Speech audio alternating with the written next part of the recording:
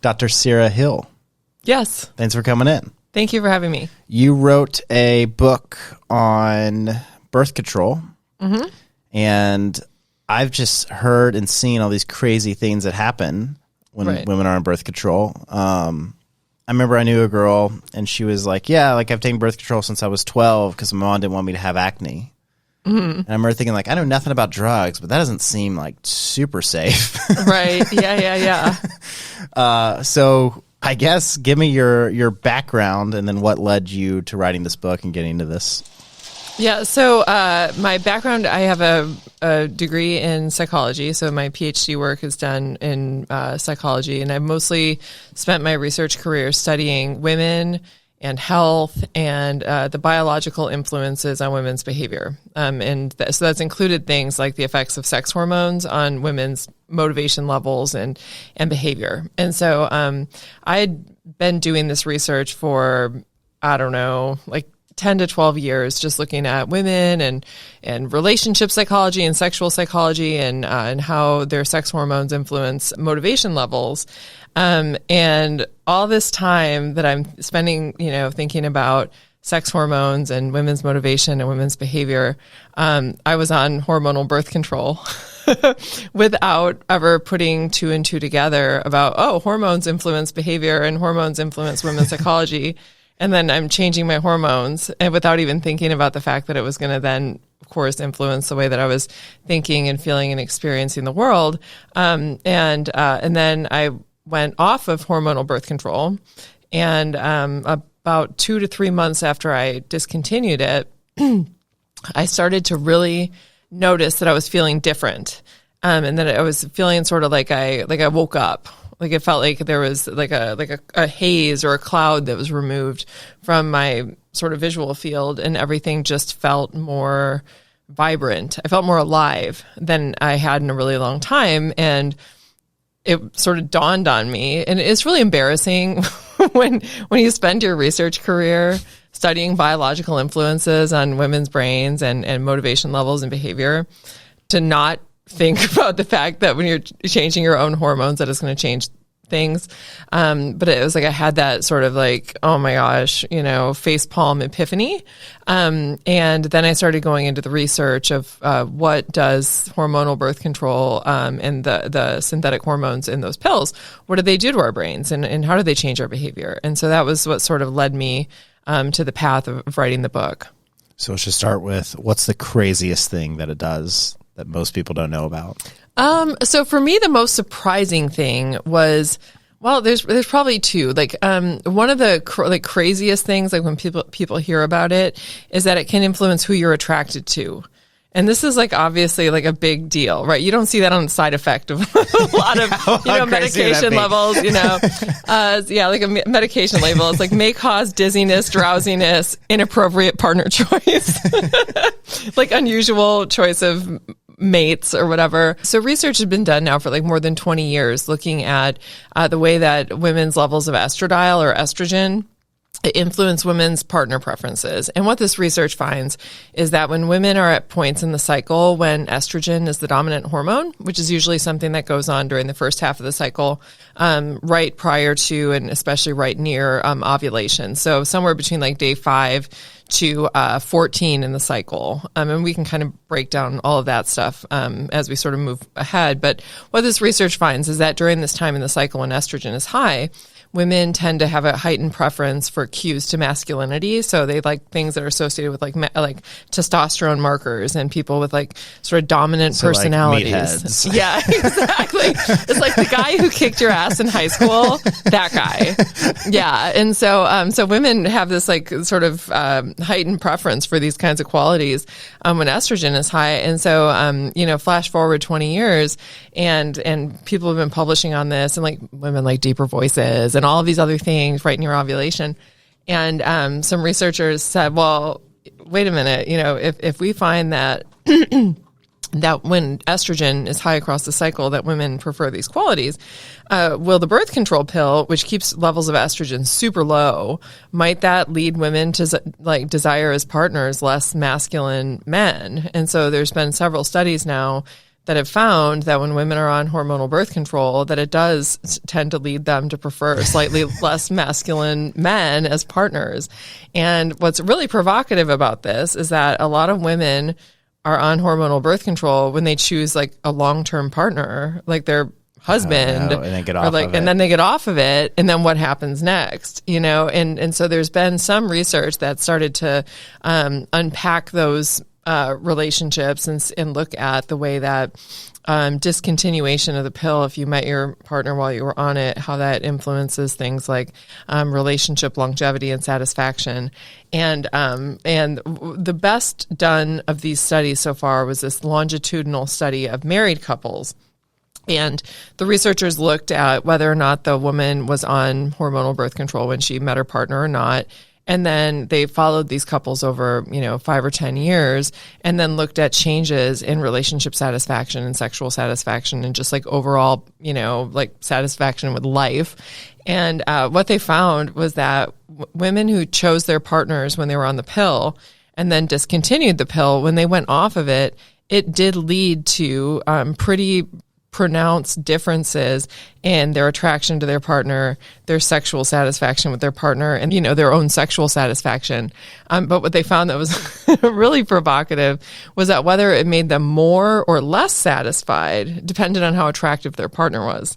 And so for women who were partnered to attractive men, when they discontinued hormonal birth control, their sexual satisfaction, their satisfaction with their partner, their satisfaction with their relationship went up. So it was like all of a sudden the blinders were off because they were no longer on the birth control pill, and they were like, oh my gosh, like I've got this really sexy man, and then it increases sexual frequency and all of these other things.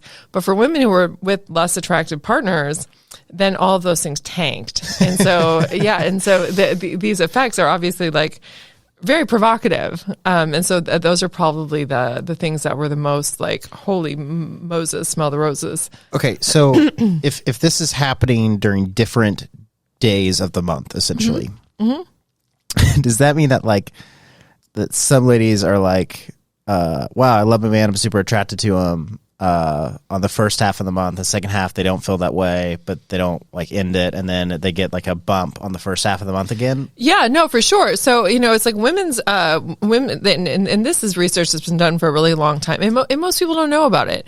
And I think that it's actually really important for both men and women to know about this research, because I think it's really important in relationships, and that is that women's sexual desire and their sexual interest is very cyclical, and you see really big peaks in sexual interest, sexual desire, sexual responsiveness early in the cycle. So like starting like on the first day that you get your period up until 14 days in, so about 2 weeks into the cycle, women are more sexually motivated, and this is also the time when women exhibit this preference for sort of the more attractive partners and that sort of thing. And then once you hit the luteal phase, so after ovulation occurs, and then progesterone becomes the dominant sex hormone. That progesterone is actually sexually inhibitory, and it decreases women's sexual desire, and it decreases their sexual responsiveness. And so women are incredibly cyclical. And so just the idea that even that their attraction to their partner is going to be something that's cyclical is very. Yeah, it's incredibly consistent with what the literature shows. And it's like, it's so much a part of women's psychology that, and of course, we don't know about it. We're not really aware of it, but waxing and waning of attraction is very, very common. Particularly for women who have these, cyclical changes in their hormones that are influencing attraction, and then also their sexual responsiveness. So, a lot of times you'll see a really ugly guy with a very attractive woman. And you go, well, I guess he's got a good job. Right. Yeah, that's always the thing. But another thing you could now say is be like, he probably met her on. Right. Yeah. Yeah. He probably met her about 15 days after her Yeah, period, exactly. Right? Yeah. It's like that is a luteal phase partner choice. Or they met while she was on hormonal birth control. And there's actually been studies where they've looked at the relationship satisfaction with different types of, or different aspects of the relationship, depending on whether women chose their partners when they were on or off of hormonal birth control. And what they find is that for women who chose their partners off of birth, so naturally cycling women, they report more sexual satisfaction and attraction to their partners and blah, blah, blah, blah, blah. All of the stuff we've been talking about. But for women who chose their partners when they were on hormonal birth control, they're more satisfied with their partner's like earning capacity, for example, and amount of resource investment. So it does suggest that it's not that women are just like sort of like choosing less attractive guys, but they're different. They're making different trade-offs, right? Because everything's a trade-off. We can't all get, a perfect partner who has, maximum earning capacity, maximum physical attractiveness. It's like nobody can do that. So we always have to, sort of like what trade-offs am I willing to make? One of my clients is like 8-pack kind of ripped, probably like 6'5", mates, $500,000 a year. I mean, like checks all the boxes, but he's like dumb as a rock. Like I had to like explain things to him like 20 times. Right. And I'm like, I'm so glad you're dumb. Like, yeah. like I would hate, like right now, I'm like, I'm not really jealous of you, like in any way, but like if you were smart too, I would lose my shit. That's so funny. There's so many disses I want to make now to when I see I want to make like a elitist diss now when I see a ugly guy with a right. Yeah. I'll say this. My wife was never on birth control because she was just like, that shit fucks with your hormones. I feel is like what she said, like, early on when we were dating. So I feel good to know that, like, hey, like there was nothing, like she made a clear decision to marry me. That makes me feel great. Right. Right. You're just like, I just want to put this out there for the listening universe. I just want to be said. I was chosen by a naturally cycling woman. Just having to announce that to the world. Because I would be pretty damn mad if you told me all this info and I knew that. I'd be like, oh man, what if this is it? Yeah. Like what if, you're going to start like slipping birth control into her water. And okay. So something I've been told is that women's breasts increase in size while they're on birth control. I mean, it depends on what you're on. So there's different formulations that are out there, and the ones that have higher levels of estrogen can have that sort of an effect. A lot of times, actually, women report that it makes them feel uncomfortable. I mean, not like uncomfortable because their breasts are so big and now they're the subject of so much male attention, but uncomfortable because they don't feel amazing. It feels uncomfortable because it's sort of pushing them beyond their envelope, so to speak. But there's, for most formulations that are out there, that's usually not the case. This just seems like not good. Like long term, it seems not good. Look, well, so is that correct? The point with my book isn't that hormonal birth control is bad, and it's also because it's done a lot for women. I mean, like if we look at sort of the history of humankind and what the birth control pill has afforded women, and just in terms of being women are able to safely and effectively regulate their fertility in a way where they can feel almost 100% certain that they're not going to get pregnant at a time that they don't want to. And that's like, it sounds sort of, blasé, but that's like an incredibly important thing, right? Because that allows you the ability to make plans. And if you look at like the number of women who are applying to college and the number of women who are applying to post-secondary education, like medical school and law school and PhD programs, it was very low. And then as soon as hormonal contraception became available to single women, which happened in the late 60s, what you see is you get this astronomical increase in the number of women who are applying to these types of programs. And the reason for this is because we're able to plan. Like most women, back when like my grandmother was going to school, they didn't want to start a college program or start a graduate program because they probably weren't going to be able to finish it. Because if they were having sex, and people used to do that then too, then don't tell me that about my grandma, okay? like there is a good chance that you're going to end up pregnant and then have to, sort of figure that out. And so it's like, so we have to like think about the pill in context. But all of this being said, when you alter somebody's hormones, hormones aren't just something that affect your body from the neck down. We tend to think about hormones and we think about puberty, or we think about like a poorly timed breakout, that's inconvenient for us. But hormones are part of what our brain uses to create the experience of being the person that we are. And so the idea that we're just like sort of changing that without really giving a whole lot of thought to what the wide range, sort of implications that's going to have for like the way that women think and feel and experience the world is really naive. And like you were saying, I mean, the idea of, and I see this because so my daughter is 14 and she has a lot of, classmates who are also, 14. So, I mean, these are girls who are just like newly menstruating, for the 1 or 2 years. So their like brain ovarian axis isn't even fully developed yet. It's still figuring itself out. And the idea that physicians are prescribing hormonal birth control to these girls and changing their hormonal profile when their brain is still developing and their brain ovarian axis is still developing, and they're just doing it to clear up their skin. I mean, it's like not even providing these like huge benefits, right? Because, pregnancy prevention is a huge benefit to women. I mean, especially, when we think about younger, like teenage pregnancy is like the biggest predictor of poverty for women. Avoiding that's obviously a really good thing. But yeah, changing somebody's hormonal profile so that way their skin doesn't break out. And in a way that, when your brain is still developing, your hormones are influencing the way that your brain is developing. And so, we don't know, because nobody's really doing the research, how changing women's sex hormones during this time when brain development is still going on, whether or not that's having a lifelong lasting impact on brain development. Like nobody's done this research, and they're prescribing these drugs. Are you going to be the first? Are you doing the research? So I'm in discussions right now with some people over at UT Southwestern who do brain scan research, because I'm not a brain scanner. That's not my like normal bread and butter. But just looking at following girls, doing a prospective study of girls who go on hormonal birth control and then those who don't, and then looking at differences in brain scans, because it would be surprised Doc Amen hasn't done this. He seems to have scanned everyone. Yeah, exactly. It's like the perfect candidate. Give him a call. But it's really alarming. That to me is alarming when you have these really young girls going on it for very inconsequential reasons, and then it can have these lasting impacts. And there's been some research now that finds that birth control pill use during adolescence. So in the psychology developmental world, we characterize adolescence as like 19 and usually 12 to 19.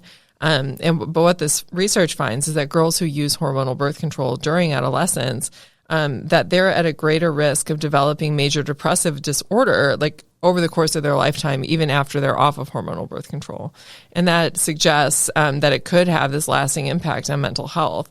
And so the jury is still out. That was like one study, and we need 50 to hundreds more before we can say like, yeah, this is the thing. But it looks pretty, especially when you look at the sort of all of the research out there on adult women and the links with mental health problems. It's something that we should be really cautious, I think, before we start prescribing hormonal birth control to young girls. Yeah, so I come from a more sheltered background.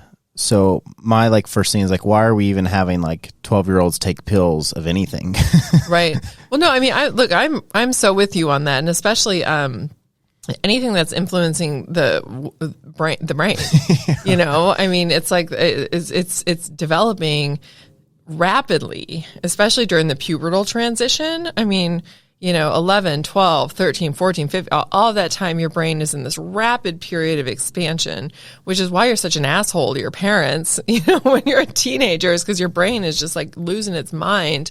And taking things like hormones or psychotropic medications, like these antidepressants and these other things, these anti-ADHD medications that a lot of parents have their children on. It's like, it makes me upset because like I don't think that their doctors are doing a very good job of sort of putting this into perspective. They're like, oh, let's just give them this. And there's not much research on it's like short sight. It's like, oh, well, this will fix tomorrow's problem. But yeah, like, I know. Yeah, what about 20 years from now? Yeah, well, exactly. And I was just reading the book Dope Sick, but it's about, the problem with opioids in the United States that we have here. And, one of the things that I think it was written by a journalist, and one of the things that she was noting as she was interviewing all of these kids with these opioid problems was that she said she doesn't want to say, that she can't say this is a cause and effect relationship, obviously. And as a scientist, of course, I'm like, yes, you cannot say that. But she was saying that all of the people that she was interviewing, almost all of them, without any exceptions in her process, were on ADHD medication. Well, and her whole thing was what she thinks happens is that you just get way too comfortable with changing the way that you feel by taking a pill, right? And so then these kids have absolutely no fear or wariness toward sort of altering the way that they're feeling by taking drugs, and that comfort level, that over comfort level that we have with medication in this country might be part of it. Another part of it could be, and this is also something I think could be a contributing factor there, is that when you're changing the wiring of your brain, I think that it makes you feel kind of fucked up when you're not on something. And I think that probably also increases the probability that you're going to want to be self-medicating with something like an opioid. So, have you heard Cat Williams talk about this? No. Are you familiar with him? Comedian? Mm-mm. So he's this like real ridiculous comedian. And he's got a lot of awesome clips. But one was like, my kid's always running around. He like wakes up running, goes to sleep running, just like very high energy. And they're like, oh, you need to give him this like ADHD pill. And I'm like, all right, cool. So I give it to him. And then he was like, oh, good morning. And I was like, who are you? like he was like, so he's got this real high pitched voice. I wish I could. He's like, we can't just be medicating our babies. Which is like it's a joke, but it's true. It's like, man, it just seems like to give a 5-year-old, like, I feel like, I don't, obviously at 3 a.m, but like most time when my newborn son is crying, I don't get frustrated because I'm like, yeah, he can't communicate, he can't talk, he can't, it's like whatever. So, and the same thing of like, if a 5-year-old is not high energy, that's going to be weird to me. Right. It's like you're 5 years old. Right. No, I know. And it's especially with boys. I think boys really get nailed in the school system in particular. It's like once you have little boys going into school, school's not cut out for boys. It's cut out for girls, because girls will sit quietly and color and follow rules, and they don't get up and run around and act crazy. And so when boys are just being boys, they get totally, shut down and then told that they should be going on medication. Instead of doing what boys need to do, they need to have recess, right? They need to be outside running around, burning off their energy.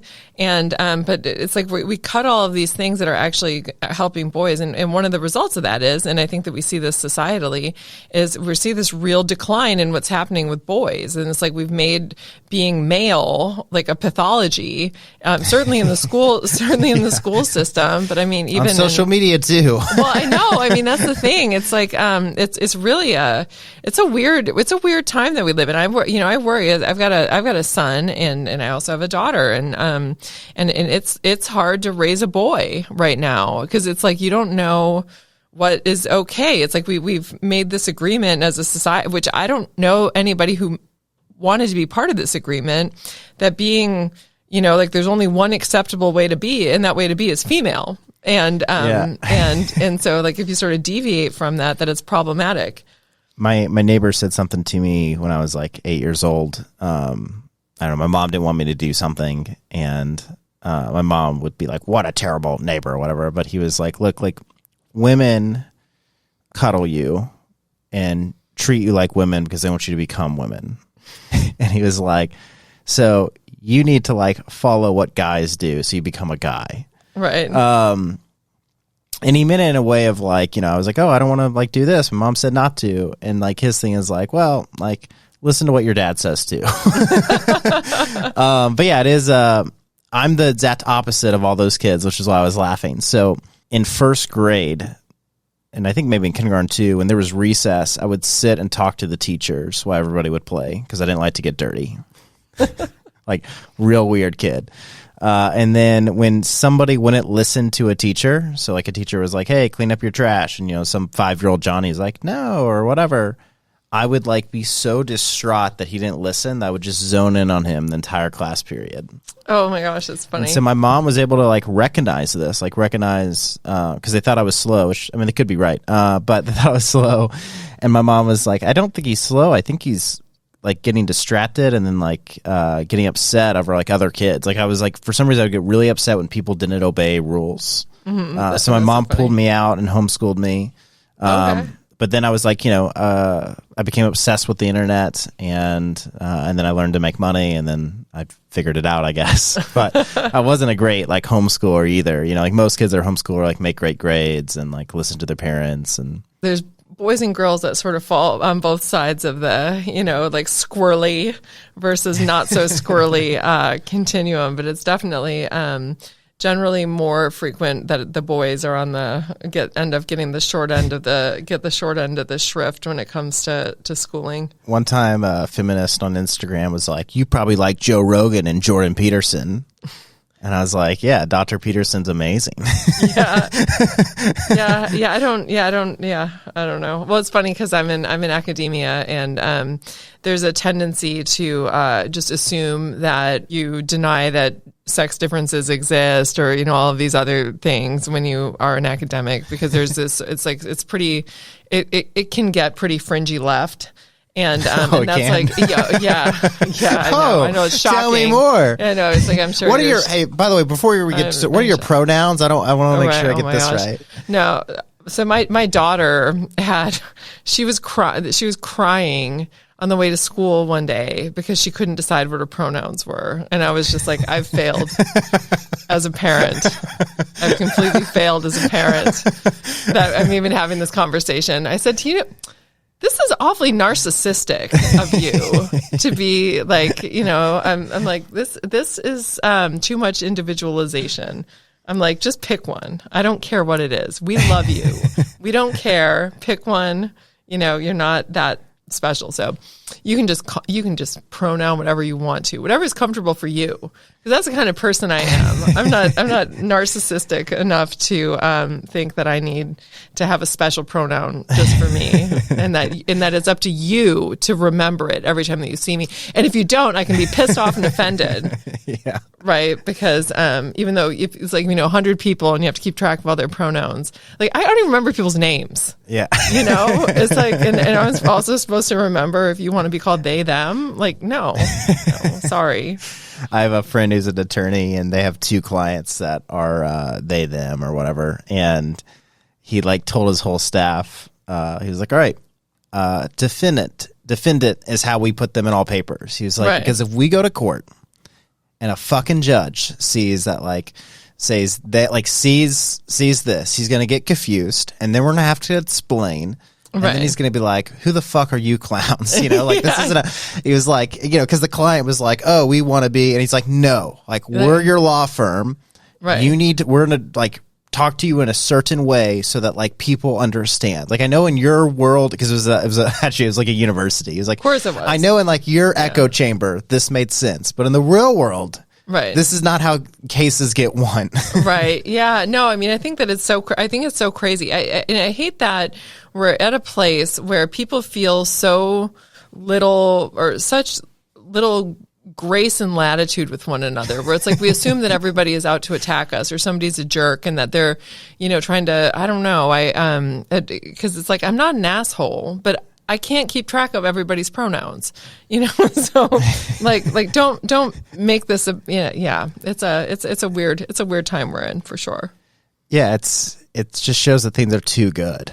Yeah. Well, exactly. Anytime I see this, I'm like, clearly somebody who's never been punched in the face, or gone a couple nights hungry, or had to steal their food, or somebody hasn't lived in the real world, or gone through real hardships if they're over there arguing over their pronouns. Right. No, I think that what we need is typhoid. I think a little bit of typhoid fever, some malaria. Might fix us all. Although it seems like the pandemic just made it all worse. So, what the hell do I know? Yeah, exactly. I was like, it got crazier. I mean, again, it's for some reason, the people with the most little actual influence have the most like social influence. I think that there's something to that, and I think that's that's really interesting. Like there's this weird idea where it doesn't actually matter if you win your case or not, because like now the court of public opinion and cancel culture is just gonna like decide whether you win or not. Right. Yeah. Like, yeah. I'm so curious what would happen to OJ's case if it was tried now. Right. Right. Like same like now with social media and like. Because it's this weird thing of like if people see OJ, he's back. Is he back in prison or is he out again? I think he's in prison still. He went for. They got him for like sports, something else. Yeah, it was like gambling or something. Yeah, like that. Yeah, something like that. That's how you know they wanted him. Yeah, it's a dumb charge. Yeah, no, totally. It's like anybody else would be able to get off for that. But yeah, I don't know. The court of public opinion is sad. I mean, it's this idea that like it doesn't really matter. Like I always talk about the guy that killed George Floyd, like that case. Mm-hmm. I'm like, whether he's guilty or not, it wasn't a fair trial, and people just like lose their mind. And I'm like, they released the name of the jurors. If I'm that juror, of course I'm going to vote that he's guilty because I don't want my house burned down. Right. No, I think that the way that the media is handling a lot of sort of high-profile cases is not appropriate. I agree. Yeah, and people are catching on. Are you familiar with this Kyle Rittenhouse or whatever his name is case going on right now? No, is this the thing in Kenosha? Yeah. No, so I just had breakfast with somebody this morning, and he's from Chicago. He's a friend of mine. And I'm from Wisconsin, so Kenosha is like, and actually right near Kenosha, and I had absolutely no idea. I'm like a black hole for information about what's going on in the world, and so I just learned about this morning, and I just learned about it from my friend's version of events, like his description of what sort of went down, and so like I don't actually know what happened. But yeah, it sounds like a shit show. I mean, in terms of the way that everything is being handled with the public and on the trial. Yeah, and the only point I'm going to make about it is like this one live stream, which is attorneys giving commentary to it while it's going on, is active about 60 to 100,000 viewers at any time.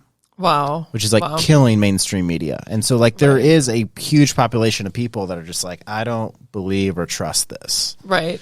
Well, I think that like one thing, I was just having a conversation with somebody about this, and I think it's and you saw this with COVID, right? And that is, I am all about, like, I love in some ways, I think that having a lot of different voices in, like having social media and people, anybody can have a blog or whatever and share their opinion. And like in some ways this is really healthy, right? And it's good for democracy in that you get other voices and you can make decisions for yourself. But that's not really what's happening. Instead, what's happening is there's no central message. So nobody actually knows what the truth is, and nobody knows what they're supposed to do. And people are very lazy, so they only read headlines. Well, right. And so they only read headlines. And so I have a rosier view of human nature. Instead of saying that they're lazy, they're busy.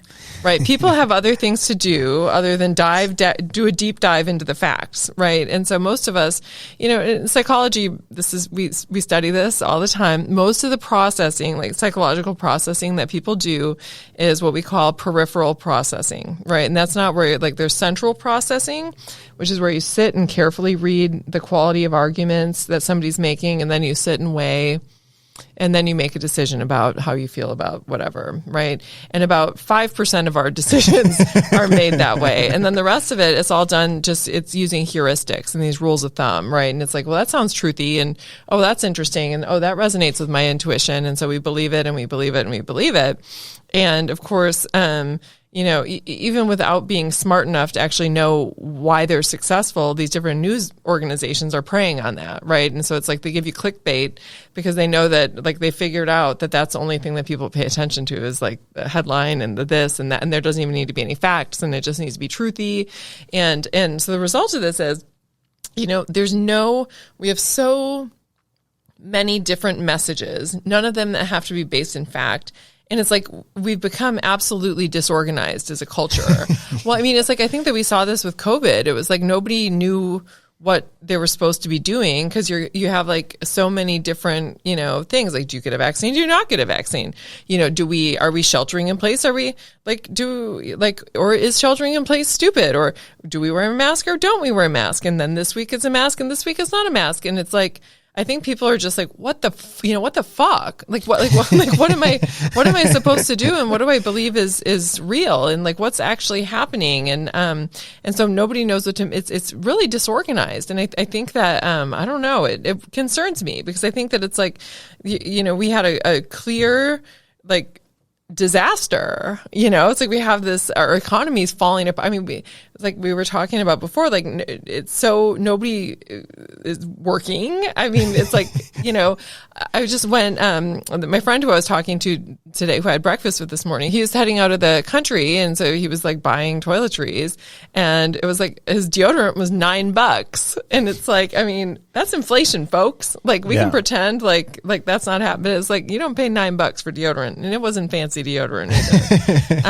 either. Anyway, it's, I think that this new era that we're in, with so many voices and very little having to back anything up with actual fact, is a scary. It's a scary time. It's disorganized. It feels disorganized. Society feels disorganized to me. Yeah, but there only seems to be like one side of political spectrum that like gaslights people for having different beliefs. Like, this is what is so odd about it. It's like, I never meet conservatives that are mad if you're vaccinated. Right. Like, right. They could care less if you're vaccinated or unvaxxed. It's like, I don't care. Right. But it's like, there is one side of the aisle that really cares if you're vaccinated. Well, right. Well, it's like I was having a conversation with this colleague of mine, because, academia tends to be very left. And they tend to think that they're sort of anti-fascist in some way. And it's like, look at all the fascists over history. Like, it's all these people that are trying to take away speech. I mean, it's the left. Yeah. Like there's no conservative fascists. Like, that's actually not how that works. Like look at a history book, but it's, they don't, right? Because they think that they have the moral sort of, because I'm a libertarian, because I'm just like, oh, me too. Yeah. Well, hell yeah. Yeah. I mean, it's just like, it's like, let's give everybody rights and limited government, and we can take care of people and have rules where we need them, in order to prevent chaos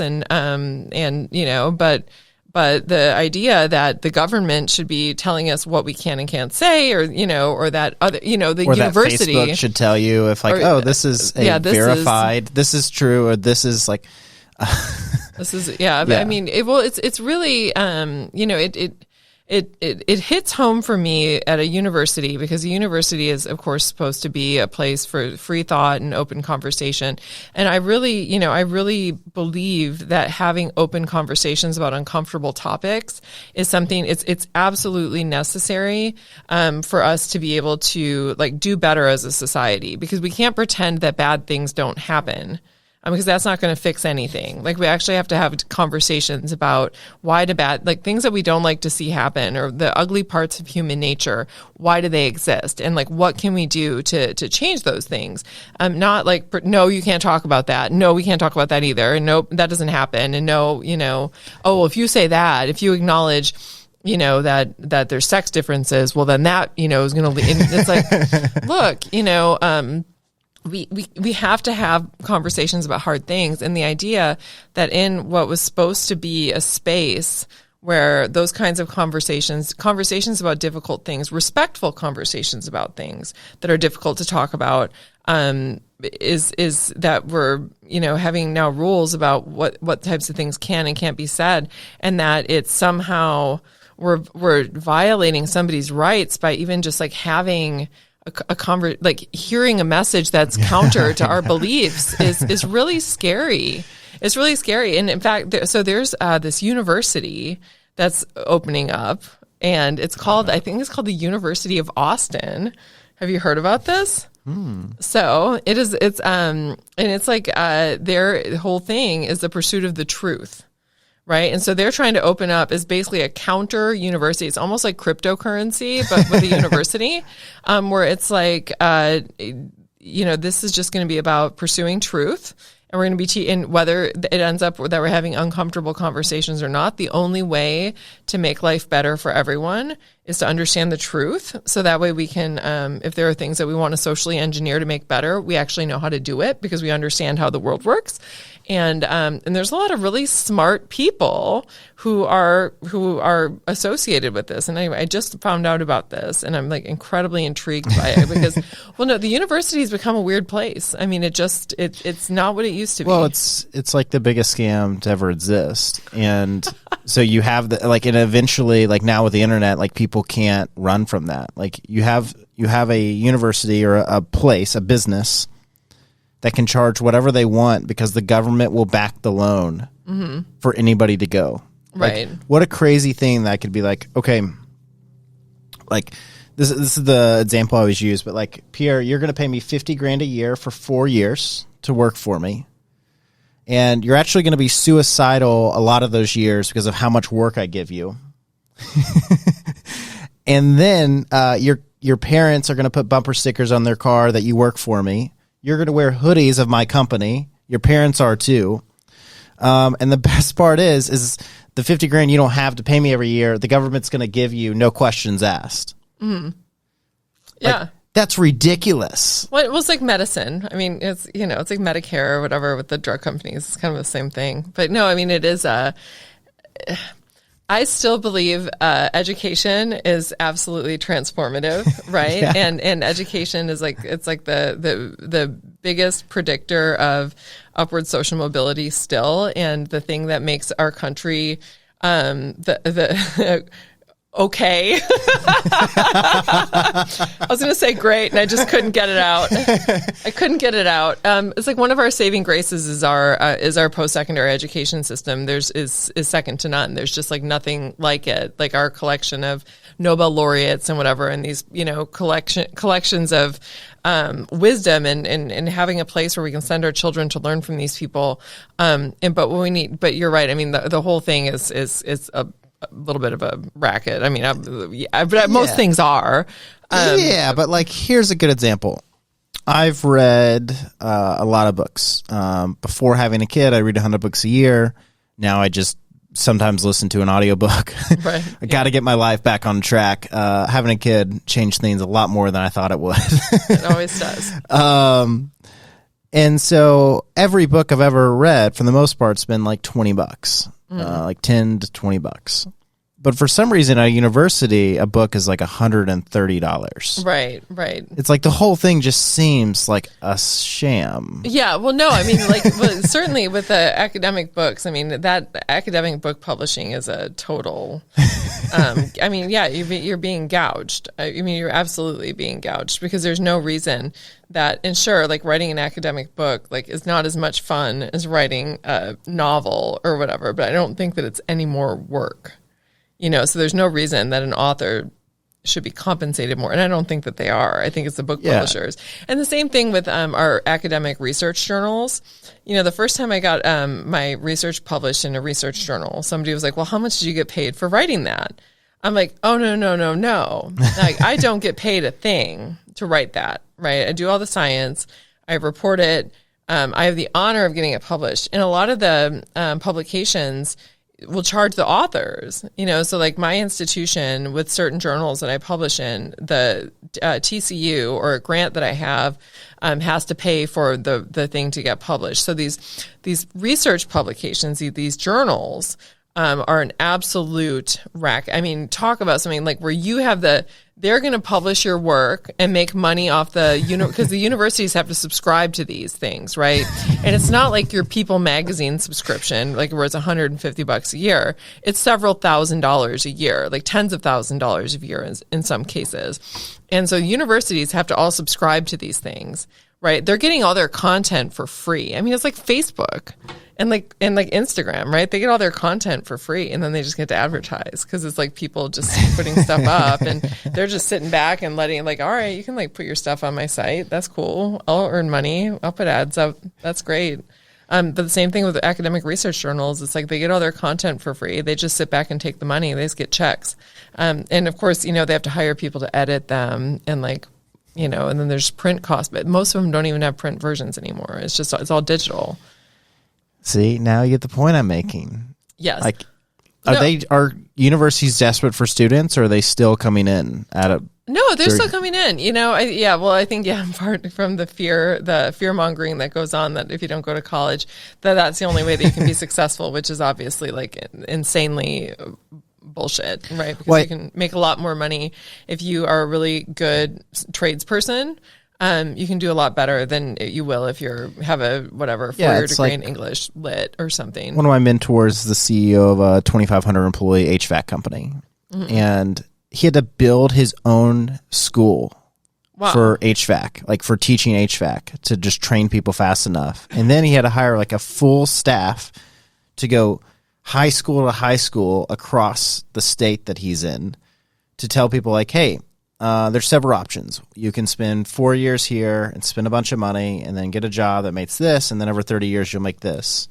You can spend 6 months here and you'll come out making 60 grand and you'll be at 6 figures within 5 years, and then you have all the room in the world to go up. And even if you're ambitious, the amount of HVAC, like the average HVAC company owner is 62 or something. Right, yeah. So like if you're ambitious, you can just take over somebody's business. They'll own or finance it because they don't have a choice. So they either shut down or they get acquired by a giant company, which they don't want to do. So there's just like all the opportunity in the world is like doing like trades, like real shit. Like right, yeah, because real shit needs to get done. Yeah. Like English lit, like nobody's like, well, oh my God, it's midnight and a pipe burst. I better call somebody with I need some literature. I need somebody to break down Chaucer's work right now.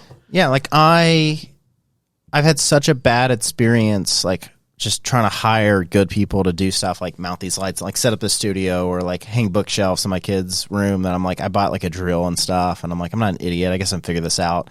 So I'm over there just like building stuff, like not what I want to do. I would gladly pay somebody for it, but it's like the workforce doesn't exist for it.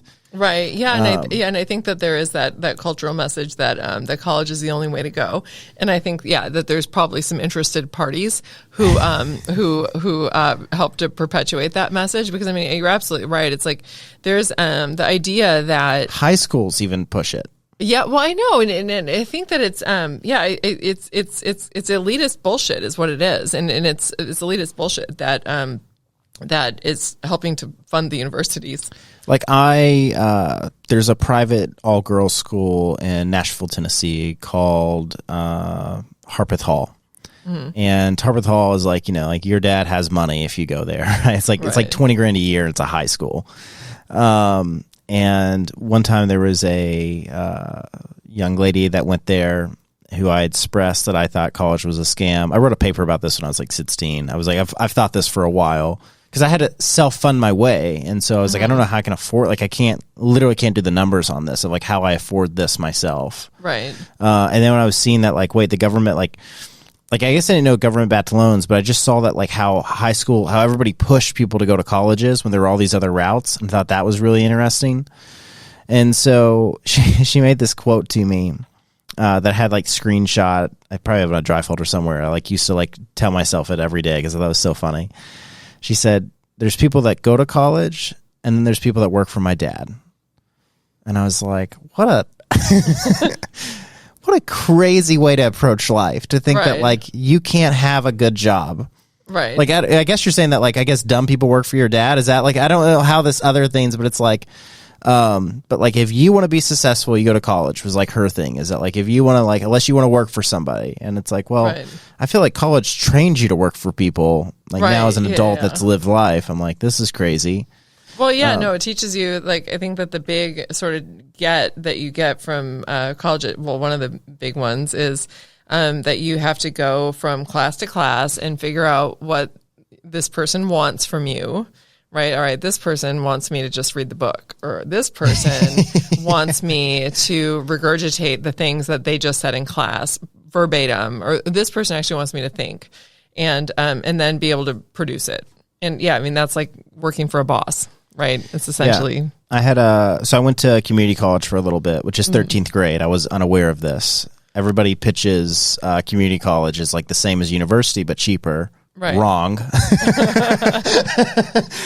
is 13th grade, and that's why I'm fully against the government giving away 2 years of free college. Right. Because you have a bunch of people that don't want to be there. They just went because they're like, mom wanted them to and it was free. Well, right. Yeah, no, there's no skin in the game. Yeah. Which is not a perspective you hear a lot. It's like, oh, you hate poor black people if you don't want free 2 years of college. And I'm like, okay, this is right. really stretching for this. Right. But again, I'm a white guy, so I can't like comment on that. I had this teacher that like just hated me. I mean, like that was it. Like he just didn't like me. Like he would start class by making fun of me. And he made the worst mistake ever where he called me gay one day. And I was recording him because he would always make fun of me. Right. So then I just went to the school and I was like, he's calling me gay and making fun of me.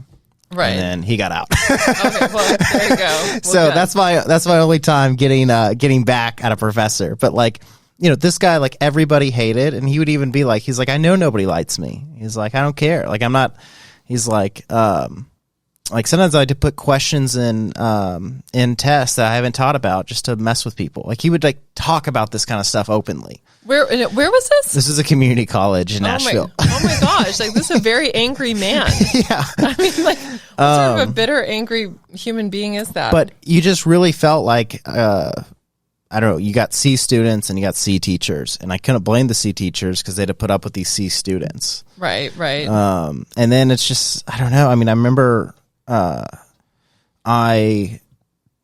I had gone on a date with a girl that worked at Vanderbilt, and she showed up wearing a name tag that had her pronouns on it. And this is like 5 years ago. Right. So she was like avant-garde. Yeah. And I was like, wait, do people like, they can't figure out like if you're a girl or not? Like, isn't that offensive that like people think you're a guy so much that you have to like, who thinks you're a guy? Like, I'm like, in my mind, I'm thinking this is like a practical thing. Yeah. And it's like, oh, no. This is about like being woke, you know? And it's like, oh, like this, who came up with this solution? Right. Yeah. That's so funny. Yeah. Oh, yeah. I'm hoping that this sort of people see that this is silly. And I think that it's going to take these kids right now who are the ones who are but like your own daughter. I know. I know. I am hoping, like, my hope is that, like, when you got to start with your own family. Well, I know. No, trust me. We have those hard conversations. We do have those hard conversations. And she just is, like, she wants nothing to do with our point of view on this. But she's going to come around. I mean, I used to talk to I thought I knew everything about the world and how it worked. And I was absolutely against my parents' wisdom, and some of the stuff was right. People are saying now have a voice that they never had before, and that's why all this like. Yeah, I think well, it's a voice that we're hearing, right? Because like I think that teenagers have always thought that their parents were full of shit, and it was going on at a micro level at everybody's house. Like I know I certainly thought my parents were full of shit all the time, and were they? Yes. Okay. Yeah. But now as an adult, right, I can actually see that some of the things they were right about, right, and certainly some of the things that I was being sort of ridiculous about. And I think that by the time my daughter is a grown-ass woman, I think that she will say, you know what, that is a little bit impractical to have everybody picking pronouns. But what if all her friends are this way and they just kind of ride off into the sunset? I think so. At some point, common sense. I mean, just like practicality is going to set in where they're like, all right, you're not an asshole. I'm not an asshole. I can't remember everybody's pronouns. So like, just know that I care about you and who you are as a person. I'm going to call you whatever, she, her, whatever it is. I don't know. I'm hoping that there's some common sense that kicks in. I think that this is one of those cases where it's like, I'm very much about efficiency and communication efficiency, and the idea of like having to sit and do a mental mind jog every time that you interact with somebody to remember their name and their pronoun and everything else is just not efficient. Also, when it's just like it's clearly just to be woke, like that's the thing, is like it's not helping people do anything. Well, right. It's kind of like, well, yeah, no. And I think that there's very much an element of a very large element of what we in psychology would call self-presentation. Right. It's about impression management. And it's even like my daughter, who has had COVID and has had the COVID vaccine, wears a mask in school just because she wants people to know that she's a caring person. but it's not because she actually poses a threat to anyone, because she doesn't. And so she wears a mask all the time, and none of the rest of us do, because we've all also had COVID and been vaccinated, and so don't really feel that we've posed a threat. And so we've also had arguments about that, because she thinks that we're being disrespectful. I'm like, but it's not actually doing anything except for communicating to other people that you are, a sheep, like that you're not thinking for yourself, and that you're just like doing what everybody else is doing. And so we've had, so we have our moments with that. Yeah, my favorite line is if somebody's not wearing a mask, and somebody like, "Oh, I got a medical condition." Somebody's like, "What's that?" It's like, "Oh, I need to breathe."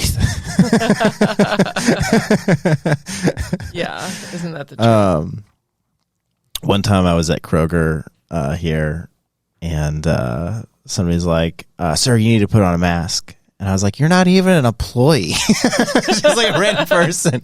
Right. I was so like, funny. I'm like buying some chocolate milk, okay? Just leave me alone. Right. Like, I'm not trying to make a political statement. I just don't have one on me. Like, you're not going to get COVID from me. Right. Yeah. Like, just let me get my milk, please. Yeah, it's so crazy. I got kicked off a plane. Not for because I thought I had COVID because I coughed when I was in the bathroom. It's like a true, like I get on the plane, I need to use the restroom, so before it's taken off, so I like run to the restroom, and I like drink some water, it goes down the wrong tube, and so I'm like coughing, and then soon I hear a knock, like, you need to get off this plane for risk of having COVID. Wow. And then they just put me on the very next flight. That's insane. And I was like, totally. Well, I'll pretend this isn't childish. Yeah, no, I know. Well, I think with a lot of this it's safety theater, right? I mean, it's just like, it gives the appearance of, look, we're so vigilant, and look, we are making this guy, and everybody's got to do a COVID test, and you don't have to wear a mask, and it's safety theater. Yeah, and it's this weird thing of like, hey, if you're unvaccinated, you'll need to prove, like, you need to have a test. You're vaccinated, you don't have to. And it's like, okay, question, can vaccinated people get the virus? Yes. Can vaccinated people spread the virus? Yes. Okay, so if we actually care about safety, shouldn't we test everyone? Right, and I think that they do. So, because I have been vaccinated, and I had to, like, I was in Italy recently, and it was like I still had to get a test coming back. And I was in Turks and Caicos, same thing. Had to get look at you. I know. Look at me traveling the world. Wow. Well, it was like I had pent up. I bet you did. Needs after all that social isolation. I had to get out. Yeah, so I had all these awesome trips booked that all got canceled by COVID because, like, they just kept extending lockdowns on places. Right. And then I finally booked a long trip to Spain with the family. And then my one of my best friends announces he's getting married middle of this trip, essentially. Like 2 days after I arrive, but it's, it's 2-day flight or whatever. So it's like I can't really, so I have to. And then I do Scott's Cheap Flights. I don't know if you're familiar with them. I don't know what that is. It's like flight deals that come out. So, but you got to get them like rapidly the second they follow flight deals. Like round trip flight to Japan for $300 on American. Wow. Like really, like they just like they find stuff and they send it. It's $40 a year, totally worth it. They're not a sponsor, but if they want to, I would allow them to. So I bought a non-refundable ticket because I got a great deal on it. Right. For all of us. I mean, it's just, I guess, my wife and I, and now I have to cancel it because this wedding. So it's like, my one trip I've been looking forward to. Yeah, no, that's terrible. The last trip, the Italy trip was a work trip. And it sounds like you worked a lot. Yeah. Yeah. No, it's like great. Like the best thing, is when you travel on other people's money. Like because they need you and your brain to be in Italy. Must be nice being smart. Yeah, I was going to say it's all that book learning. Stay in school, kids. Stay in school. I don't even remember what I was going to say about that. Oh, well, I thought they were going to cancel it and have it on Zoom, and then everybody said they weren't going to do it. Oh. And so then they were like, all right, well, we'll just. Yeah, let me tell you the one conference I'll never attend, a Zoom conference. Yeah, no, it's the worst. I did part of one because I had to give it. I mean, it was just the most soulless, awful thing. Yeah, talk about no audience feedback. Yeah, I know. Like teaching, and even like, because teaching over Zoom, it was just the worst. And a lot of times, because you can't ask the students to show their faces because I don't know. I don't know what the reason is for that, but in case I don't know if they're like in an unsafe space or I don't know. But so a lot of times students won't. They'll just be a black box, and so it's just like you're giving a presentation to a bunch of black boxes, and it's absolutely dead silent. That sounds absolutely awful. It is awful, and you do that like more than once a day, and you just like. It's just the worst. Do you just call on black boxes like, Johnny, what do you think of this? Yeah, no, it's like, oh gosh, it was the worst. Well, so in one of my classes, I just asked them politely to just like, please, if you can and you feel comfortable, I would love to see your face because it will make this a lot more engaging because I'll be more, you'll give me energy and it will make the experience better. And the students were great and they mostly showed their faces, and it definitely helped because otherwise it's like, it's like you have no energy from the experience, and even with that it's like not as much energy. Yeah, and like I attend conferences, like how good a conference is not the speakers, it's like who I meet there. Yeah, like that's the whole point of a conference is to meet cool people that you'd never meet any other way. Right, yeah, and then in like the little side rooms that they have on these digital conferences, not the same, not the same. Like no, and then you're like drinking alone, because then they're like, well, just go get a cocktail, and you can like hang out in the Zoom, and it's like, no, then I'm drinking alone. Yeah, that's so weird in front of the computer. Like I know, staring at your screen and pretending like it's normal. Yeah, and then my favorite is that people are like doing this to keep you safe, and it's like. Nobody here is high risk. Like, let's just look at data. Like, if we're just like, can we just use our brains for nobody on this Zoom call is high risk. Right. Yeah. No. And it's like, and is it really safe for me to be drinking alone in isolation? Like, that doesn't sound healthy either. Like, yeah, I love when all these governors pass, like, you can now order alcohol to go. We've passed this because of COVID. Right. And it's like, oh, thank you. Like, thank you, God. You're so great. It's like how about we just go to a restaurant, like. Yeah. Or the liquor store, right? Because then you're not paying the markup. I mean, the idea that somebody would like need to order a margarita, right, with the 300% alcohol markup that goes on at a restaurant and think that that's a win when you could just like go next door to, whatever, the liquor store and get the ingredients. And yeah, it's kind of like people like, hey, make sure to tip because it's been, tough on our business and staff. And I'm like, yeah, that's your own problem for complying. Right. Like, I don't know what to tell you. Like my product exists at bars and restaurants. So when they shut down, I was like, there's nothing I could literally do. Right. Yeah. People all like, I'm just still amazed how many people have hand sanitizer everywhere.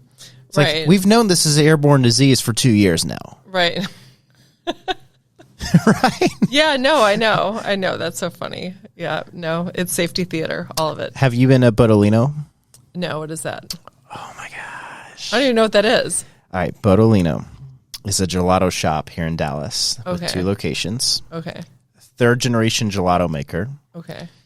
He went to Gelato University in Italy. So his dad was flown into Dallas from Italy to help a restaurant here learn to make gelato.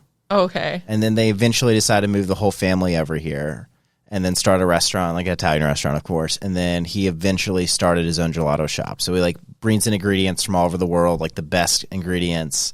The gelato he keeps for no longer than I believe like 48 hours. Like it's always the freshest. Oh my gosh. Tons of flavors. I need to have this. I need this in my life. It is incredible. So where are the locations? So one is by the Rich People Mall. So what, North Park? Yeah, I believe it's by there. Okay, I don't know how to name things. That's just like that part. Right, that the one mall. off Northwest Highway. I don't know how it's. Okay, so have you been to the really nice China restaurant that's by the Rich People Mall?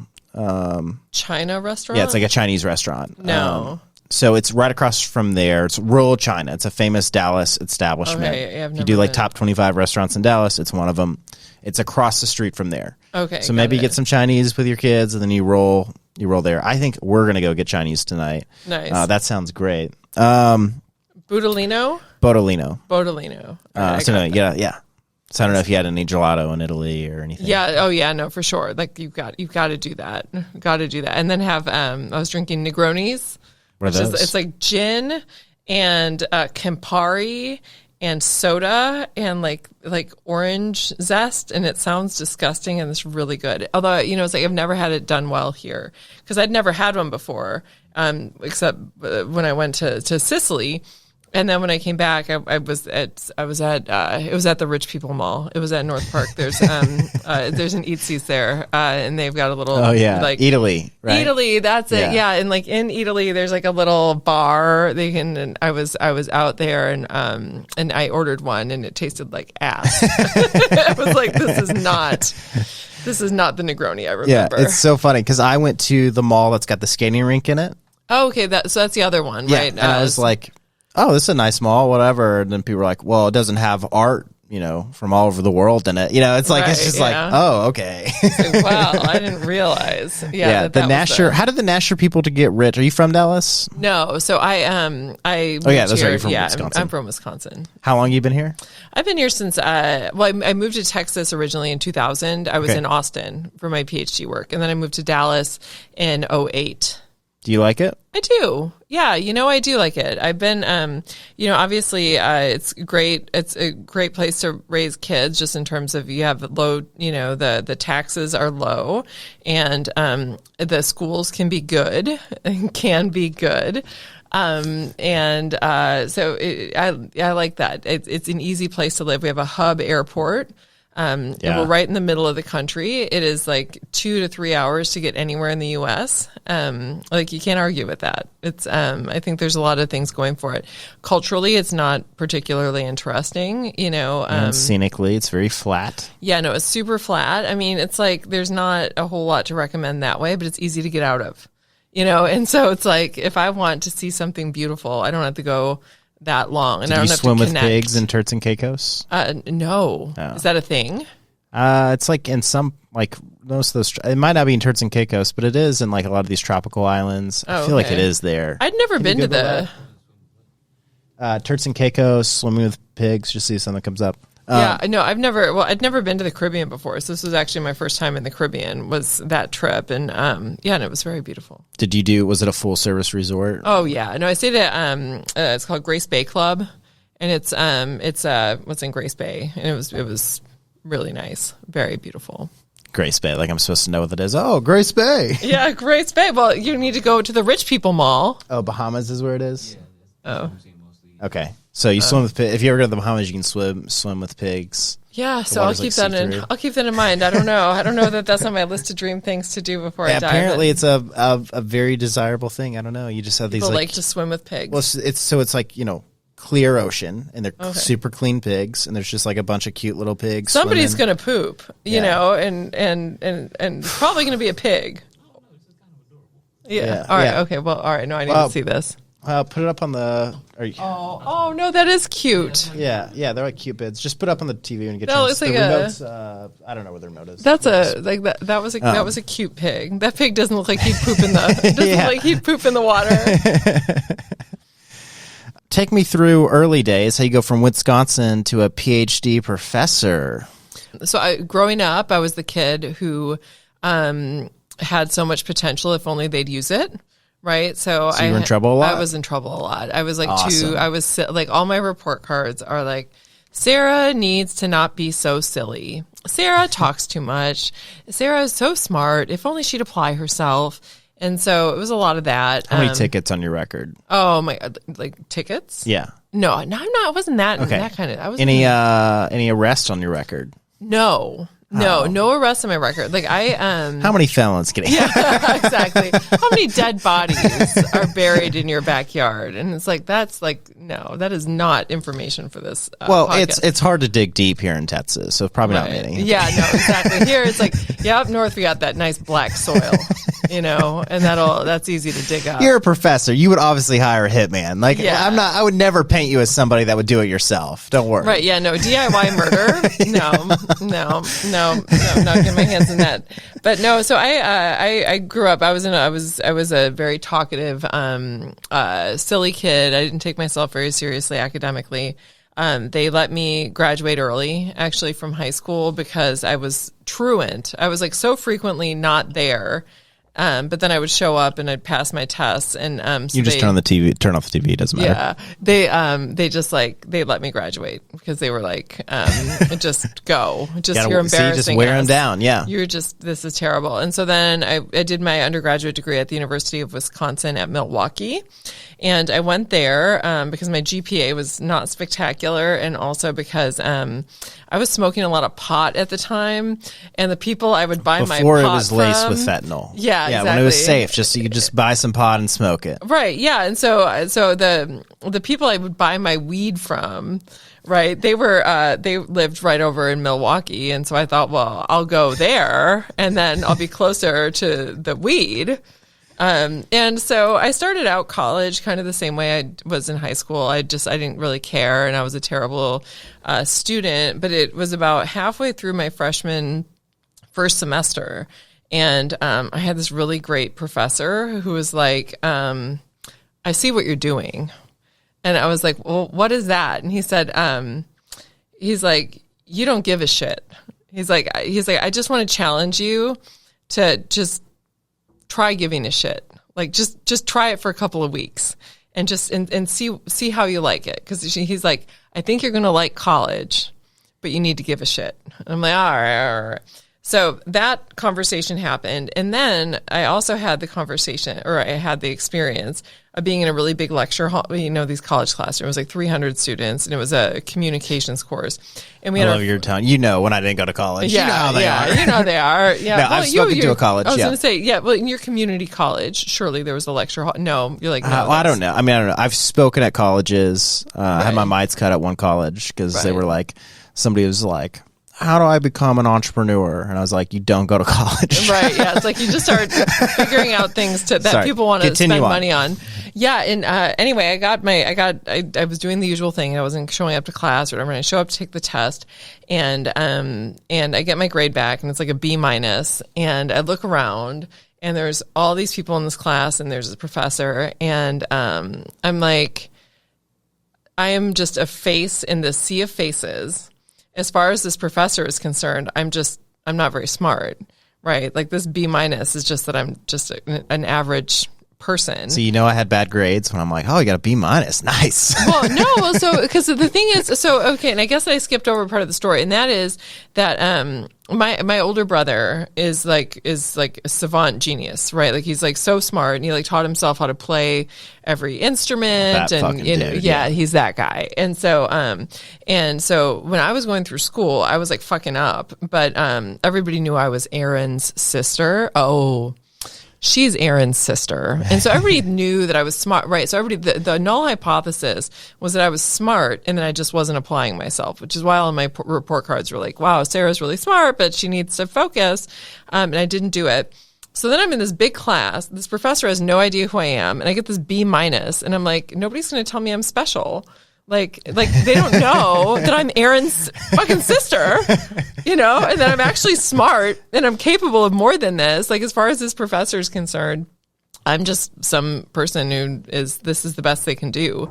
And that really irritated me because you have an ego. Yeah. I have an ego. Yeah. Well, and it was unintentionally created through all of this, like, oh, you're Aaron's sister. And so I was like, well, nobody's telling me I'm special. And then I had that professor also telling me, like, why don't you just like try giving a shit? Just like try to give a shit. And those two things, I was like, all right, I'm gonna give a shit because nobody can think that I'm just kind of not capable of what I'm capable of. Step one, you picked up some cocaine. You were like, let's go. No. Step one, I put down the bong. Time to do real drugs. Guys, see, there's kind of two outlets. It's like, all right, time to focus. Get off this weed. Let me get a hardcore. Yeah, exactly. It's like, now narcotics. Narcotics. So I turned it around, and I ended up graduating summa cum laude, and that was what like made me sort of turn. It was my ego, because I wanted to be a special snowflake. So when Ryan Holiday is like, ego's the enemy, you're like, wrong. Yeah, I'm like, no, ego. Yeah, exactly. Ego can be very motivating, but I do like Ryan Holiday though. Like, I like all that stoicism. Ego, whatever. I'm always trying to get around it, right? Because in any sort of world that you're in where you're having to sell ideas, right? As an entrepreneur, it's true. And as a research academic, it's also true because it's essentially like you have ideas and you're selling them. It's like, here's this. And you have to have an ego. I mean, it's just like part of the deal. And but it is also fun to wrestle with it, and like try to figure out like use all the things that ego is really good at in terms of motivating you to be successful and also believe in what you're doing and the pursuits that you're sort of whatever, but then also to realize that none of it really matters. That's like my meditation practice. Like all of this is. Yeah, Ryan Holiday is one of those people that like I read all his books and I was just blown away by him. And then I found out he was like 30 and I'm like, how are you this fucking smart and wise? Right. Yeah.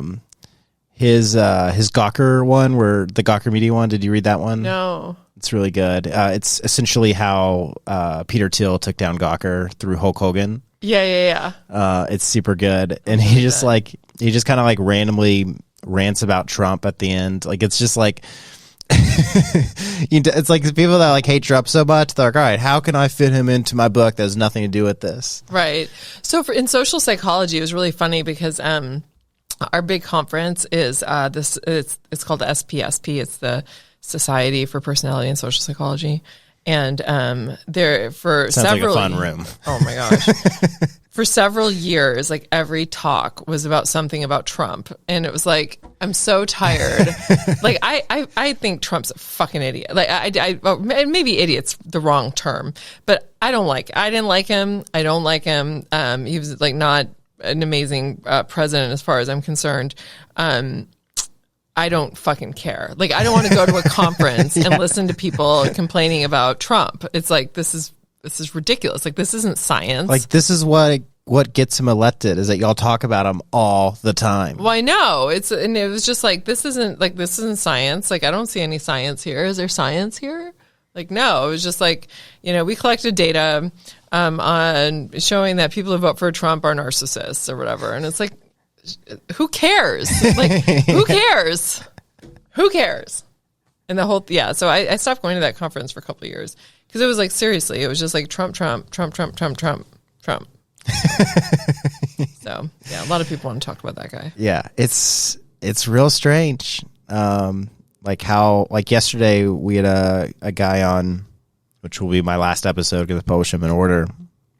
And it won't be in the episode because I'm edited out. But at the end, he just like got fired up about Trump for no reason. And he would like, this is my favorite part. When he would get going on it, he would reach over his mic. So that's so funny. And then be like, and I was like, you're talking to me like I'm him. Like, I don't know why I became. Right. That's so funny. It's so true. You like lean over, like you like lean over the table like this. And I'm like, gosh, I don't like talking to his throat. Yeah. Yeah, and I was like, I don't know why you've like this is nothing. We were talking about like he had a documentary on Netflix, and that's what we were talking about. And I'm like, I don't know why we've gotten into this. Right? Yeah. It's weird the headspace. Like for example, I'm not a huge fan of Biden. Right. Well, yeah. No. I post about him like except when like there's like a funny clip about him, like besides a meme about him. Right, yeah. I've never posted about him. And meme-wise, maybe once a month, once every 2 months. Like, he takes up no space in my head. Right, yeah. Because I'm just like, how this works, I guess a lot of people don't, I'm a young guy, but how this works is that somebody's elected and they're there for 4 years. Right. So, it's very early on in this election. Does he seem to have a huge cognitive decline that makes me question if he could go 4 years? Yes. Yeah, no, but that's been present since the moment he was elected. I mean, it was like I couldn't believe it. I couldn't believe is like this is the best that we have. My favorite is people are like, "Oh, it's a stuttering issue." Oh my gosh. I haven't heard that. No, I mean it was like crazy to me when the last 2 elections where it's like this is the best we can do. These are our candidates? Like, I don't know. It really, it's too bad. Yeah, I actually didn't mind. I heard Kanye West on Rogan, and I was like, I don't know, maybe it wouldn't be that bad. I mean, at this point, it's like, can it be this much worse? I don't like Trump as a person. I liked his policies. I've been very open about that. No, I think that especially some of his economic policies were very helpful to our economy. I think it's it's not a bad thing for somebody to be like, hey, we should take care of ourselves before we take care of other countries. And I don't think it's a bad thing for somebody to be like, hey, this country, China, takes advantage of us at all angles. I don't think it's a bad thing for us to kind of just call that out. Right. No, I agree. I don't think he was unilaterally bad. So my end goal is to run for president. So I can't say some of this stuff because it's going to come out and in clips and kill me, right? But I'm always like, Hitler was ambitious. It's he accomplished a lot for when you look at how he took over and then how he even got elected and then everything. It's wow, impressive. People are complex. I mean, and he was also an animal rights advocate. He was huge into. Isn't that funny? He was a huge supporter of animal. He was a vegan. Because he was so into animal rights, and then just this terrible thing. We actually in one of my psychology classes, we actually spend a lot of time talking about this, and that because one of the things I want my students to to learn is empathy. And also just understanding that, human beings are very complex. And just because somebody says something that sounds like it might be something that's really upsetting to you, that doesn't necessarily mean that they're terrible or whatever. And it's we should always ask questions well, why did you, sort of instead of just assuming that somebody's bad or somebody is good, that people are complicated. And, and so I talk about even Hitler had some positive, and that's not saying that we should, not look down upon his bad decisions or think that they're any less bad than they are, but it's everybody's complex. And the other one I use on the way opposite side of the spectrum is Martin Luther King Jr., who I think we can all agree is a hell of a guy. And cheated on his wife a ton. Yeah. I mean, it was he had this thing, right, where it was he had this one aspect of his life where he didn't make the same quality of decisions that he did in the other aspects of his life, and that shouldn't ruin his legacy, and it doesn't make him a bad guy. We're all very complex, and all people, except for psychopaths, obviously are just unilaterally pretty bad. And there's some people who are unilaterally pretty good, but most people are a blend of things that are positive and negative. And the whole thing is I don't know, just trying to have a little bit of, recognizing the complexity of the human condition. You've led to what is so scary right now because we're not allowing people to have any bad to them. Well, yeah, we're trying to mask it. Well, we're trying to cover it up. But I mean, the fact is, everybody's got some shit, right? And human nature is incredibly messy. And there's things that, people are capable of doing, and I'm actually teaching this right now. It's human behavior, because we talk a lot about human nature in my evolutionary psychology class. And it's just trying to understand what is human nature. What does it mean to be human? And, some of the qualities that it means to be human are absolutely beautiful and selfless. So things like altruism and people throwing themselves in front of a train to save a child or whatever. It's these are these are things that are behaviors that are chosen by our beautifully designed psychology, but also things like, discrimination. And right now we're talking about sexual coercion. It's the human condition is capable of those behaviors as well. And it's and we can pretend our mind isn't wired to sometimes do bad things, and then not talk about them and figure out ways to minimize the probability that people are actually going to do those things. Right. Or we just say that doesn't exist. I don't like it. I don't like it. So that's not true. I don't like that people discriminate, or I don't like that people, sexually assault women. And therefore to say that the human mind is wired to be capable for these things is threatening. And it's look, it just is. It is what it is. This happens, and the best thing that we can do to make the world better is understand why. So that way we can set up the world in a way that minimizes the probability that people are going to sort of fall prey to the worst parts of their decision making. And so we spend a lot of time talking about that too, but that's a scary conversation to have because people don't want to always hear it. It's sometimes people would rather say, and especially right now, it's we're talking about rape, and that's a hard thing to talk about. Why do people do this? And to explain that there's some part of sexual psychology that's playing a role in these types of decisions for this like terrible behavior.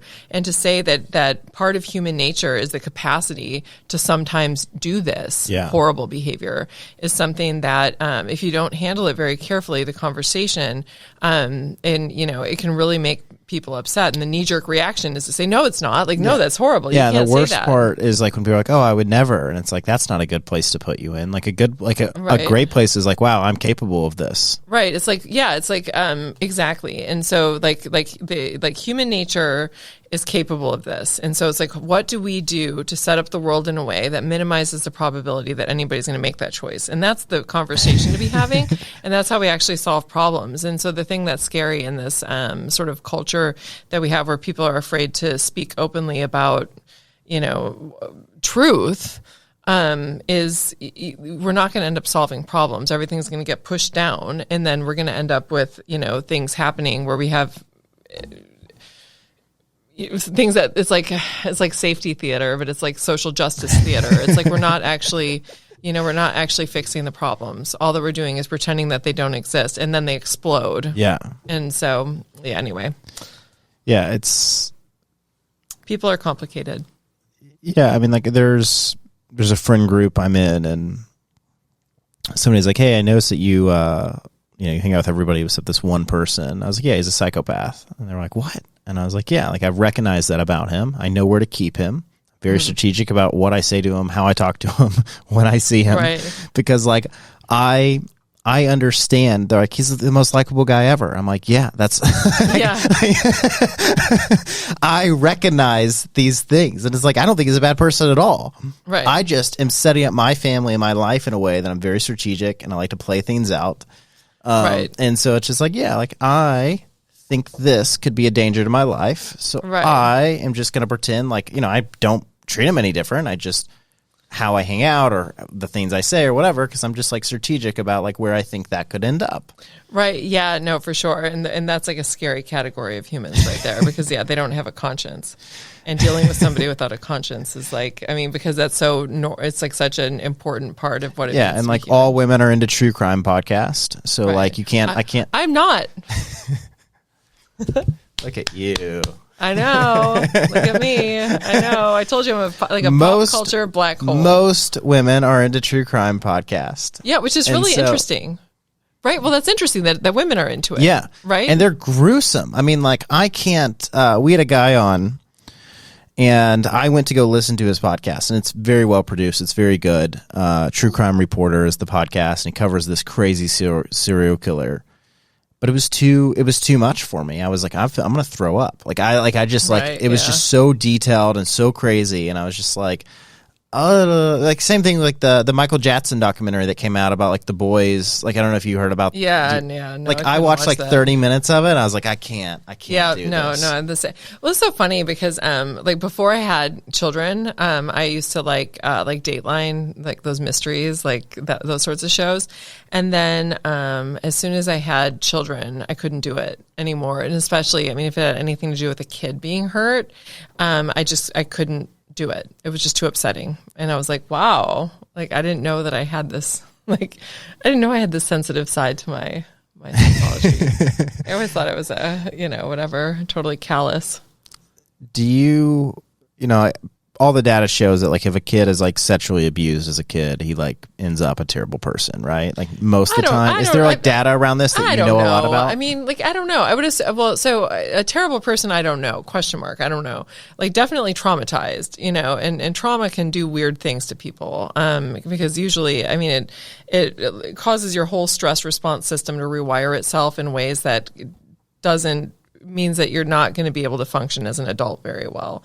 But I don't know about like terrible person. Wasn't something like 90% of kids that were abused as kids like end up like hurting, like end up in prison or end up like there's just like this crazy like the path they go. They're probably like I don't know much about those data, but I will say this, and that is that if you are the biological child of somebody who is abusing children, in addition to the fact that you have been abused, you've also inherited the genes of being somebody who'd be willing to abuse a child. And so how much of that is, That's going to be the most terrifying thing ever. Well, no, I mean, it's the truth. It's like a lot of, the personality traits are incredibly heritable. And we're more like our relatives than we are like our non-relatives. And some of the qualities that get passed down are those that are associated with things like psychopathy or things like externalizing behaviors and abuse. And so, like, you don't know, is it the environment, is it a product of being abused, or is it a product of being somebody who has those genes? And there's been a lot of work with adoption studies and twin studies where they've looked at what is the role of genes in determining, things like the probability of incarceration, because a lot of times children who get adopted into families have like an incarcerated parent, for example. And so they're able to look at like what is the probability that this child who's now being raised in an affluent middle, suburb, that they're going to end up in prison based on the fact that their biological relative is. And then you can sort of parse out what is the effect of the environment and what's the effect of the genes. And the genes play a really important role in all of that stuff, which is scary. So scary. Yeah, I'm like, oh man, did my dad ever do anything that I made? Right. Yeah. You're like, It's like, wow, my dad is kind of a dick. It's like it's all coming together for me now. Your first book? My first book is out. And now you're working on your second book. I am. So the first book, This Is Your Brain on Birth Control, of course, is about the effects of hormonal contraception. And it's also just about how women's sex hormones influence women's brains and sort of educating women about that. And then what happens then when you go on hormonal birth control. And currently I'm working on, and I'm just working on the proposal for the book right now, but it's essentially, it's about women's hormones and mood. And so it's about this idea of PMS, right? Which, is actually really interesting, because, so PMS is like a disorder, right? And you're like, I don't know if you're like really uncomfortable or can't wait to hear more. Like, can't wait to hear this. So like when you look around the world, almost everybody has this experience of feeling like they're unhappy and they're quicker to anger and all of these other things during the week or two prior to getting your period. And this is the phase during your menstrual cycle when the sex hormone progesterone is really high. And anyway, so I'm an evolutionary psychologist. So my background training is evolutionary biology. And whenever we're looking at traits in human beings, one of the things that we tend to see is that most traits that we have are somewhat functional. And when I say functional, I just mean in terms of being able to promote either survival or reproduction. So not necessarily desirable, right? But functional, right? And so a lot of the, qualities that we have, like the emotion of disgust, right? We have it because it helps to protect us from pathogens, and the emotion of, this, or, we tend to understand behavior and our psychology just in terms of like what is the survival or reproductive advantage that was conferred because of this. And usually when you look at healthy adults, especially prior to the years that people begin reproducing, most people are pretty healthy. You don't see a lot of like quote unquote disorders, because anything that is going to hurt you, like, and prevent you from being able to survive and to reproduce, those traits, because they don't get inherited by anybody, because if they're preventing you from reproducing, you're not passing them down. Right. And so those traits go away. And so, the idea that if you look around the world, that most women feel like shit for the 2 weeks leading up to their periods. And it's cross-culturally ubiquitous, and it costs a ton of money to the economy because women feel terrible. It's hard on relationships and all these other things. So I was like really interested in, why do we have this quality? Like, why is this such a ubiquitous part of human nature that women feel like this? And so I started like digging into the research literature to try to better understand the effects of progesterone on the brain.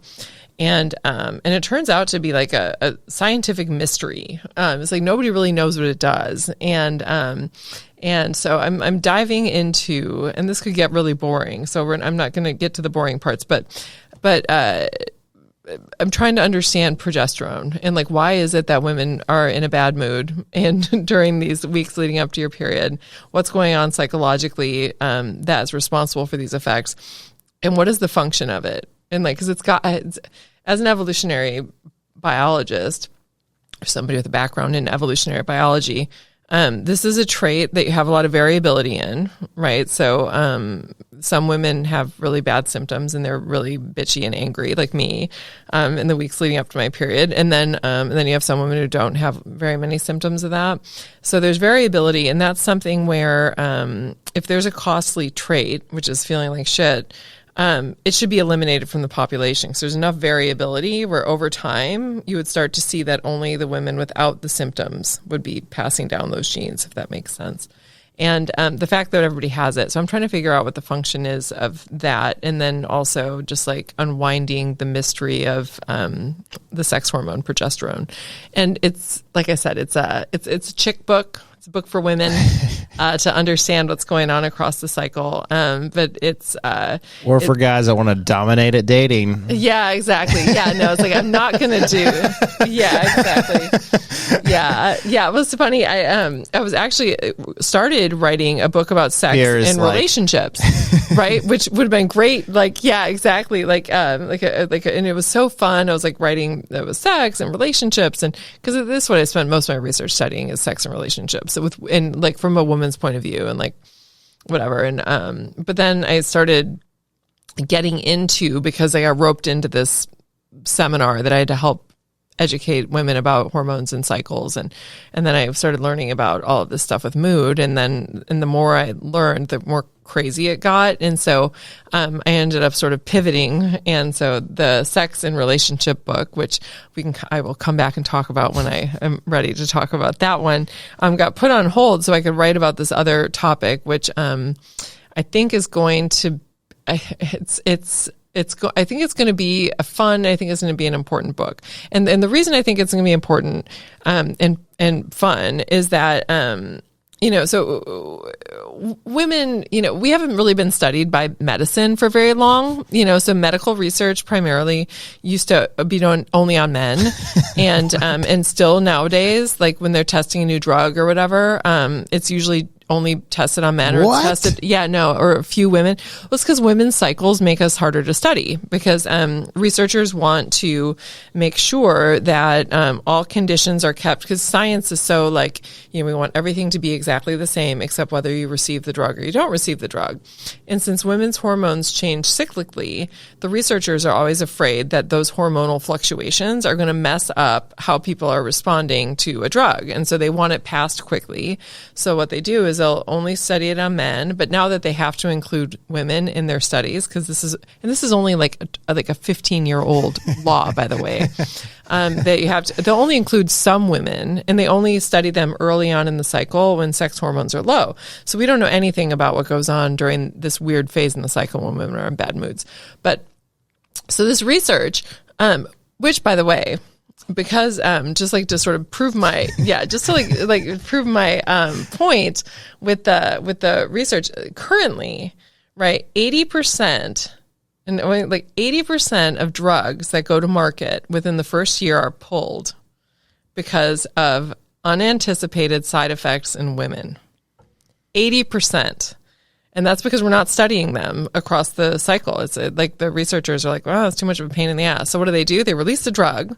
Women have some crazy side effect, right? And then their doctor tells them. This is why I don't trust the FDA. This is why FDA approval means nothing to me. That stat just blew my mind. Yeah, no, 80%. And so... why wouldn't I just buy some snake oil from somebody online? I mean, at 80%, it's like... Well, I know, yeah. So like the first year when something goes out... Yeah, exactly. Only if you're a woman. Yeah, that's exactly. Yeah, don't worry about it. Y'all have penises, you're great. You're good. You're gold. Amen. Yeah. US of A. Okay. Yeah. So much of what we know about health, though, because most health research has been done on men just because their hormones are constant, so they're easier to study. Like our ideas about how to take care of our bodies and how to take care of our minds is all based on this idea about what a body is, and all of that is very male centric. I mean, it's just like, and this isn't like women are so oppressed, whatever. Because we talk, like, I'm very much, males are also, as we talked about, oppressed in our current society. But like, in terms of our understanding of what it means to be human, it's all very much based on a male prototype. And that's true certainly when we're talking about medicine. And so I think that, women, we have at least 2 phases in our cycle that we need to take seriously. And the first is the first half of the cycle, which is when estrogen is the dominant hormone. And that's when women's sexual desire is high and their attraction to their partners tends to be higher, especially if their partner's attractive and all these other things. And then you have what goes on during the luteal phase when progesterone is the dominant hormone. And that's nobody understands that at all because nobody's really been studying it. And so I think that our understanding of what it means to be human is based on this male prototype of there's a single version of a male. But for women, we actually have 2 halves to our whole. And so the whole idea with the book is I think that the reason that we all feel like shit for 2 weeks is because we don't actually know how to care for ourselves over here because nobody's doing the research. And so we don't actually know how do you treat a woman when progesterone's high, because the whole body rewires what it does in response to progesterone. And it's because this is the hormone that also gets released when you're pregnant. And so when progesterone's high, your immune system changes what it does, your circulatory system changes what it does, your digestive system changes what it does. So all of our bodily systems rewire what they do for those 2 weeks out of the cycle, and then they go back, and then they go forth, and they go back. And we've only been studying over here, and we don't know anything about over here. And so it's really about it's more than just about PMS, right, and about moods, but it's about who are women during this phase in the cycle, and how do we take care of ourselves, and why do we feel that way? Because I can't help but think that one of the reasons that we feel awful is because we've been taught how to. We've essentially been given a user's manual for how to care for our body that was designed for men or women in the first phase of their cycle. And so we know nothing about what we should be doing over here. And so it's about hormones and brains and psychology. It seems like a bunch of work. Yeah, no, it doesn't seem like a 2-month project. No, this isn't going to be, I wish, oh gosh. Yeah, this thing's been a beast. And it keeps getting more complicated. So I'm currently trying to find ways to keep myself out of the weeds. Right, because it's really easy with science to quickly get into the weeds. So why is it that women will marry guys they don't find attractive, and guys very rarely will marry women they don't find attractive? Well, there's actually really good evolutionary reasons for this. And that is, men's and women's mating psychology is wired to be different from each other. In order to understand those differences, we have to think about the adaptive challenges that men and women have had to solve in their choice of partners over evolutionary time. And for men, one of the biggest adaptive challenges confronting a man choosing a partner has been choosing somebody who is fertile. And this is because women's fertility it exists in this amount of time, right? So women reach peak fertility at about age 25. Things start to decline after 30, and they really start to decline after 35. So women have this very small window of time that they're actually able to reproduce. And since our brain and our sort of innate preferences for things are inherited, over the course of evolutionary time, men who just so happened to find women maximally desirable who had qualities that are associated with being with fertility, they would have passed down a greater number of genes associated with that preference than men who preferred qualities that were associated with older age, for example. And our brain is wired in a way where the qualities that we find beautiful in women are qualities that are linked to fertility and what we call reproductive value, which refers to the number of possible children a woman could potentially have in the future. It's a theoretical construct, but it's really tightly tied with youth, right? And so this idea is there's nothing inherently beautiful about a beautiful woman, right? Instead, it's that our brain is rewarding us from looking at these qualities that are historically have been associated with fertility and reproductive value. And so given, that when men are choosing partners, they've had to worry about their partner's fertility, even though it's obviously not conscious, right? Men don't think like, wow, I've got to worry about her fertility. But instead, like over time, men who just so happened to preferentially choose as partners women who have these qualities, that are like things like full lips, smooth skin, shiny hair, a small waist to hip ratio, so a small waist relative to hips. All of these things are associated with things like fluctuating levels of estradiol and with fertility. And so for men to prioritize those types of cues, it makes a lot of sense. Now for women, historically, a larger adaptive problem, because men's fertility goes on almost into perpetuity. So men can reproduce up until the time, that they're like 70 years old.